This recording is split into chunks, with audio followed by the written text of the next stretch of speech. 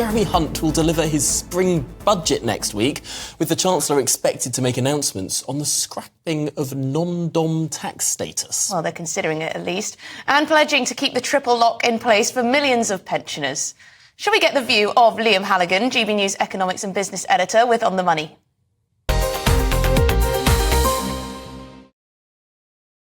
Liam, thank you very much indeed. So apparently the government, this is a bit of a U-turn, isn't it? Considering scrapping the non-dom tax status. That's a Labour policy. Crikey, non-dom tax status. This is a real hardy perennial of British politics.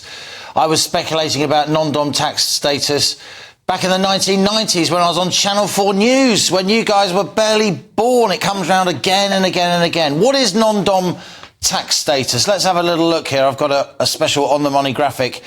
Non-dom tax status is when foreign people are non-domiciled in the UK, even though they live here, and they get a 7-year UK tax holiday on their overseas income. In 2022, around 55,000 non-doms were registered as living in the UK, but we've since seen some academic studies, particularly from Warwick and the LSE, suggesting the Treasury could raise around £3.5 billion a year if it abolished non-dom status altogether. How much is that? Well, if you want to lower income tax by a penny, it'll cost you about 6 or 7 billion, so £3.5 billion is quite big money.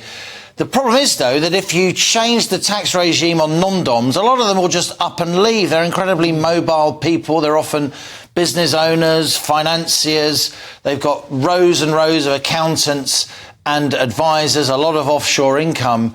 And the Tories in the past have tried to change non-dom status. Back in the 90s, then Chancellor Norman Lamont said that they wouldn't do it.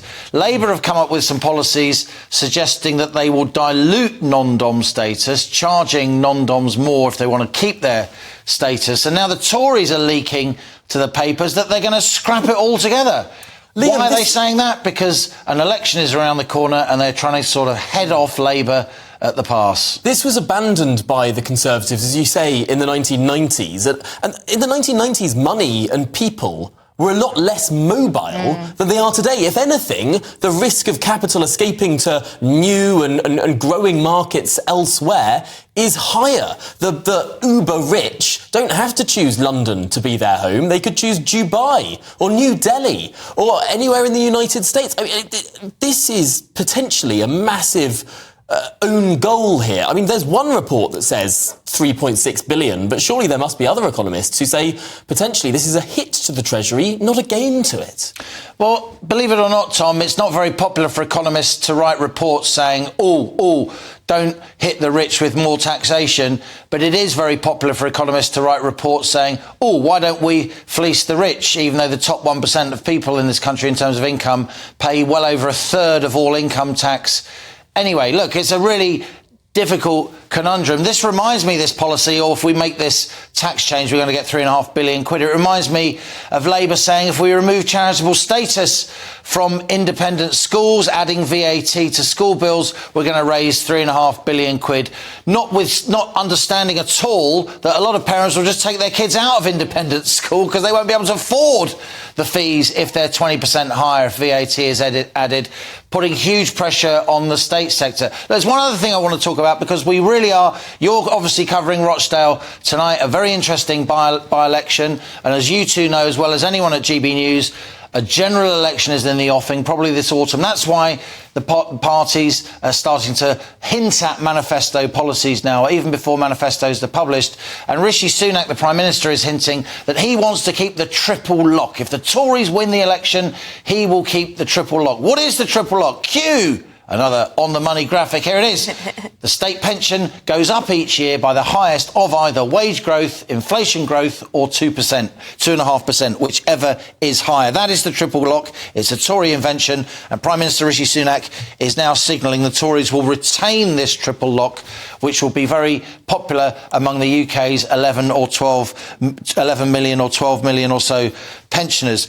The state pension will already increase by 8.5% in April, Tom and Emily, to £221.20 a week. It's about 11.5 grand a year. That was the increase in earnings growth during the year to last September. It was higher than the increase in inflation, and it was higher than 2.5%. So that goes up by 8.5%. That's hugely expensive. And a lot of your generation, frankly, Tom and Emily, will be thinking, why are the grey vote people getting all the money? They got all the houses, now they're getting all the money. Why am I paying such high taxes to keep pensioners with a higher state pension? But Labour also has signalled that they will keep the triple lock. Why are both the main parties doing this? Why are both main parties doing this? Because old people tend to vote and young people tend to not vote. I don't know, not all of us young people feel that way. You know, there are a lot of pensioners who are struggling to get by. The pension triple lock, I mean, it sounds very generous indeed, but in reality, it's not a huge amount of money to live off. Look, Emily, you're right, but... As long as I get it when I'm a pensioner. No, here's the thing, the question. And Liam, I'd love your take on this. There is obviously real pensioner poverty in this country. There are people who really, really struggle, who do need their pensions uprated. But last time I checked, a third of pensioner households are millionaires. I don't think that millionaires should be getting... Based on their assets, based on their house, based only on their home. But there are some very poor pensioners. There are also some very rich pensioners. Liam, why is this a universal policy?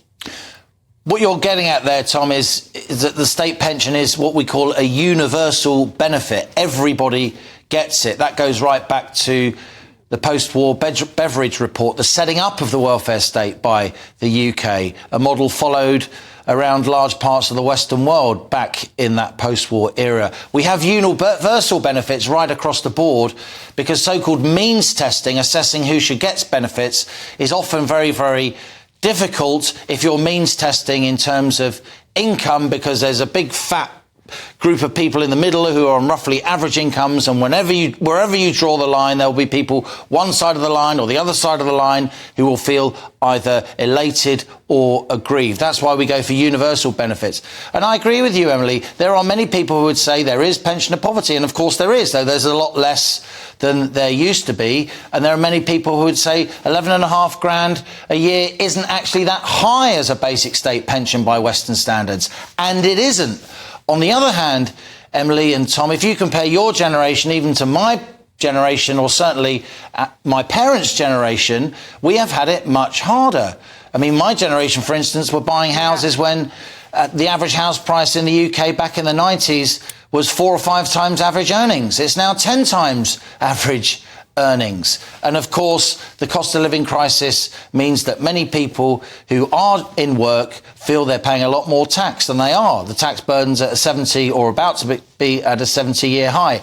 And yet it's striking, even though there is this big intergenerational imbalance, if you like. Yeah. Old people disproportionately own homes without mortgages. Young people disproportionately are still renting and paying a lot more for their homes, again, than my generation and my parents did on rent and indeed on interest payments. So there is this intergenerational imbalance. And yet still, while they need to woo younger voters, both the Tory party and the Labour Party, almost straight out of the blocks, even before the election season proper has started, notwithstanding these by-elections, they're saying triple lock will be there. Yeah, they are indeed. Well, thank you very much indeed, Liam Halligan, GB News economics and business editor. Of course, older people are more likely to own their own home.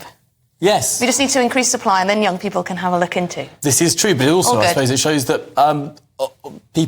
older people are still a very, very key electoral asset to any party. Well, absolutely. They bothered to turn out to vote, although I think lots of young people will vote in this election. Well,